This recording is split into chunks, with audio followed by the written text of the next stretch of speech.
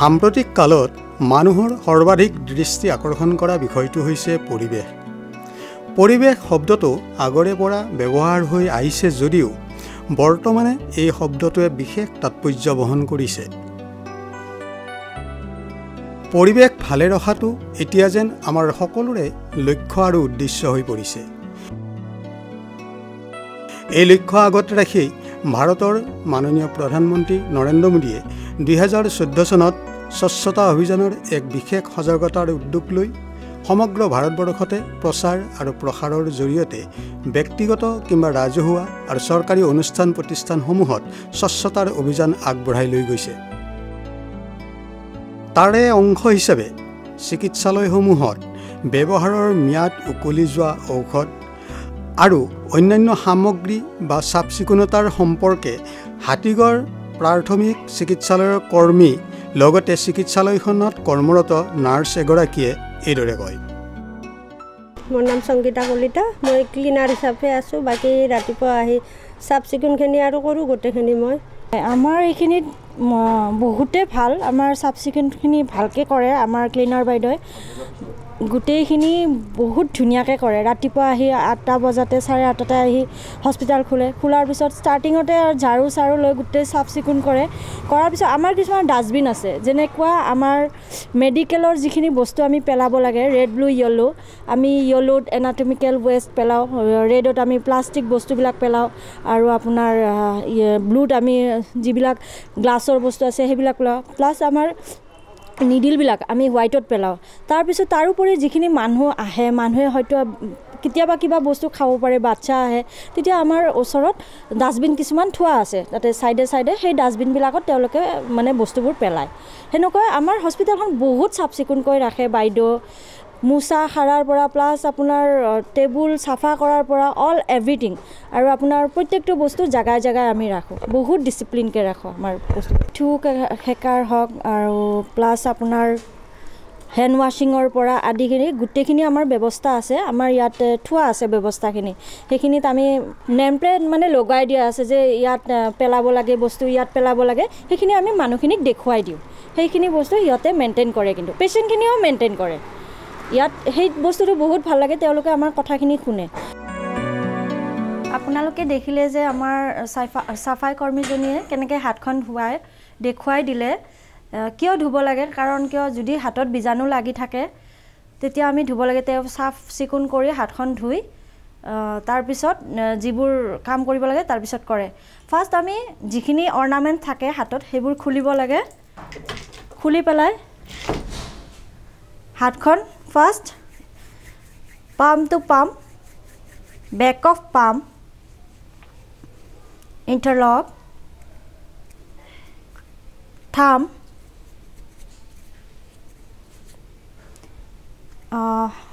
tips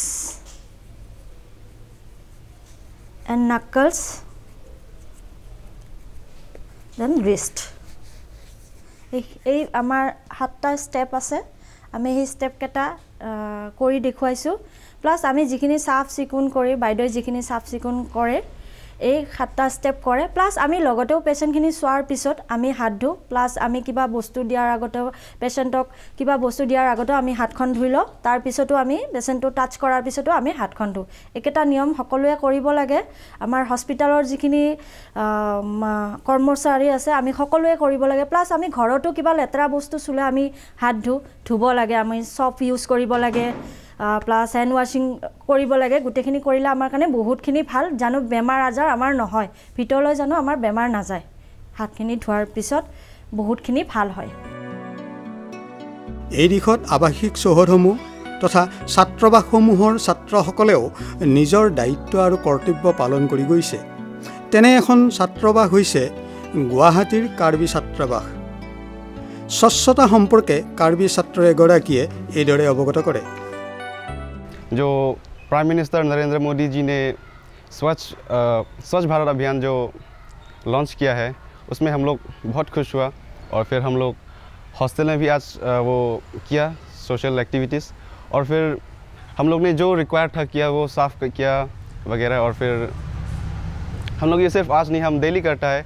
और फिर every Sunday हम लोग सोशल वर्क ऑर्गेनाइज करता है एवरी मॉर्निंग एंड देन हम लोग हॉस्टल का बॉडी सी ये सब करते हैं एंड फिर आग जलाता है और टॉयलेट वगैरह बाथरूम वगैरह ये तो नॉर्मली हर घर पर करता है। तो हम लोग कार्बी स्टूडेंट्स बॉयज़ हॉस्टल से सभी को बोलना चाहते हैं कि सभी सोसाइटी और फिर घरों घरों में साफ सफाई करना चाहिए। স্বচ্ছতা হি সেৱা এই বাণী সৰগত কৰিয়েই আমাৰ দেশ স্বচ্ছতাৰ দিশত বহুখিনি সফলতাৰ দিশে আগবাঢ়িছে। বিদ্যালয়সমূহে এই দিশত কি কি ভূমিকা লৈছে সেই সম্পৰ্কত জৰুড বিদ্যাপীঠ হাইস্কুলৰ প্ৰধান শিক্ষয়িত্ৰী মাননীয় প্ৰণীতা শইকীয়াই কয়, মই 2023 বৰ্ষ মাৰ্চৰ পৰা মই চাৰ্জ লৈছোঁ এই বিদ্যালয়ত আৰু এই বিদ্যালয়ত মই অহাৰ পৰাই যিখিনি আমাৰ শ্ৰদ্ধাৰ প্ৰধানমন্ত্ৰী নৰেন্দ্ৰ মোদী ডাঙৰীয়াৰ 14 চনৰ স্বচ্ছতা পখৰোৱা সেই অভিযান তেখেতক অনুকৰণ কৰি আমি আমাৰ বিদ্যালয়ে আমি বহুতখিনি ষ্টেপ লৈছোঁ। আমাৰ বিদ্যালয়ৰ চাফ চিকুণতাৰ ওপৰত আমাৰ শিক্ষকখিনিও যথেষ্ট কনচিয়াছ, ছাত্ৰ ছাত্ৰীখিনিও খুব কনচিয়াছ। গতিকে আমি বিদ্যালয়খন যিমান পাৰোঁ সিমানকৈ আমি চাফ চিকুণৰ কাৰণে চেষ্টা কৰিছোঁ। লেট্ৰিন বাথৰুম যিমানখিনি পাৰোঁ আমি চাফ চিকুণ কৰিব চেষ্টা কৰি আছোঁ। সপ্তাহত এদিন আমি ব্লিচিং পাউডাৰ দিওঁৱেই, ফেনাইল দিওঁ, ল'ৰা ছোৱালীখিনি যাতে অসুবিধা নাপায়। আমাৰ বিদ্যালয়ত মেনচুৰেঞ্চ হাইজিনৰ ব্যৱস্থা আছে, গাৰ্লছ টয়লেটৰ ব্যৱস্থা আছে, বইজ টয়লেট ছেপাৰেট আছে, ষ্টাফছ টয়লেট ব্যৱস্থা আছে। ৰানিং পানীও আমাৰ ইয়াতে উপলব্ধ। আমাৰ ৰানিং পানী আমাৰ বিদ্যালয়ৰ সভাপতি মহোদয় অনুপম চৌধুৰীদেৱে আমাক জল বৰ্ডৰ ব্যৱস্থাৰ জৰিয়তে কৰাই দিছে আৰু আমাৰ যিখিনি এলুমনি আছে বিদ্যালয়ৰ সেই এলুমনিখিনিও আমাক যথেষ্ট সহায় কৰিছে পানীৰ ক্ষেত্ৰত। প্ৰাক্তন প্ৰধান শিক্ষক শ্ৰীযুত গিৰীন্দ্ৰনাথ ডেকা ছাৰ, তেখেতৰ অৰিহণাই আমাৰ আগতে স্কুলখন কি আছিল কম্পজিট নাছিল। তো 17 চনৰ পৰা আমাৰ যেতিয়া এমালগামেশ্যন হ'ল তেতিয়াৰ পৰাই আমাৰ শ্ৰদ্ধাৰ প্ৰাক্তন গিৰীন ডেকা ছাৰে আমাৰ এই বিদ্যালয়খন একটা সুকীয়া পৰিৱেশত তেওঁ গঢ় দিবলৈ চেষ্টা কৰিছে আৰু সেই গঢ়টোৱে আমি তেখেতক অনুকৰণ কৰি আজি আমি জুৰুড বিদ্যাপীঠখন আমি মানে চাফ চিকুণতাৰে কেনেকৈনো ভালকৈ ল'ৰা ছোৱালীক আমি শিক্ষা দিব পাৰোঁ, জাকত জিলিকা কৰিব পাৰোঁ, তাৰ কাৰণে আমি চেষ্টা কৰি আছোঁ।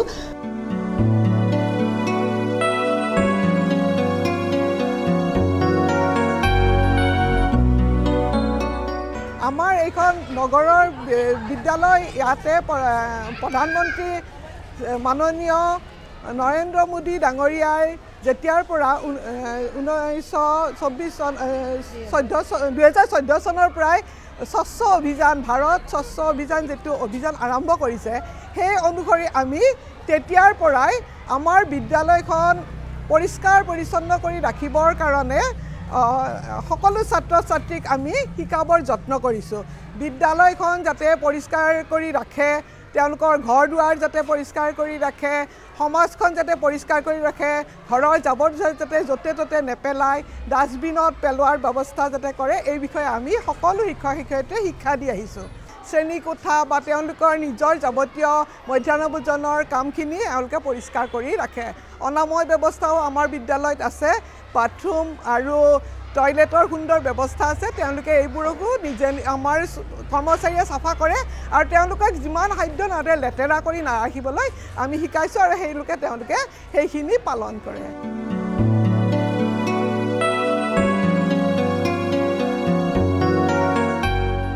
নমস্কাৰ, মোৰ নাম শ্ৰী জুপিতাৰ নাথ। কোন ক্লাছত পঢ়া? 8। তোমালোকৰ স্কুলত এই চাফ চিকুণতাটো কেনেকৈ বজাই ৰাখিছা, দুই এষাৰ কৈ দিয়া।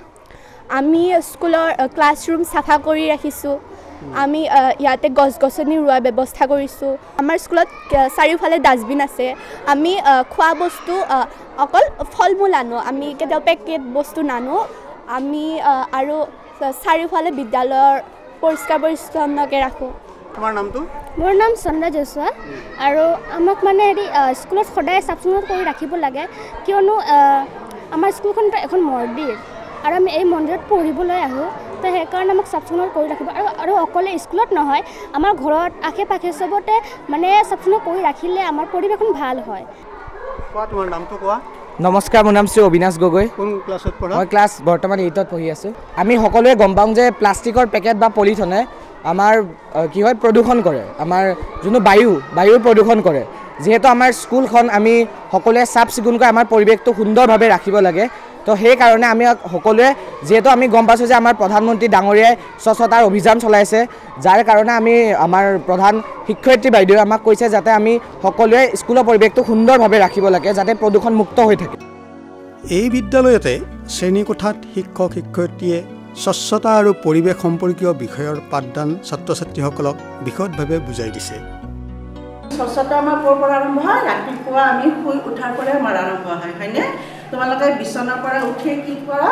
দাঁত ব্ৰাছ কৰা, মুখ হাত ধোৱা আৰু একেবাৰে গোটেই ঘৰত যিখিনি তোমালোকৰ কৰিবলগীয়া আছে কৰি পেলাই গা পা ধুই তোমালোকে স্কুললৈ আহা।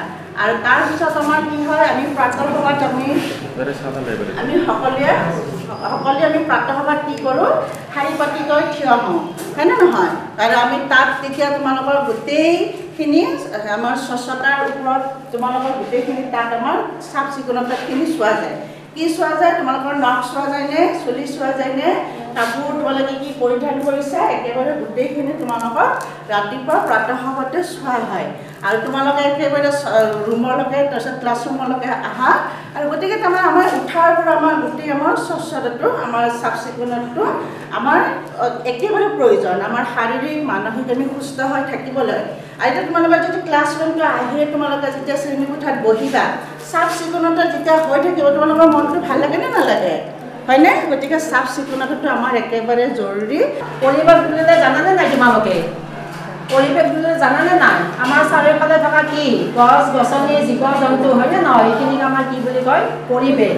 পৰিৱেশ বুলি কোৱাৰ লগে লগে আমাৰ পৰিৱেশটো আমি সকলোৱে কি কৰিব লাগিব? ভালকৈ ৰাখিব লাগিব। নলা নৰ্মদাৰ পৰাই হওক হয়নে নহয়? পুখুৰীৰ পৰাই হওক এইবিলাক আমি নলা নৰ্মদাত আমি জাবৰ জোঁথৰ প্লাষ্টিক বটল এইবিলাক কি কৰিব নালাগে? পেলাব নালাগে। প্লাষ্টিকটো আমাৰ কি হয় নাজানো?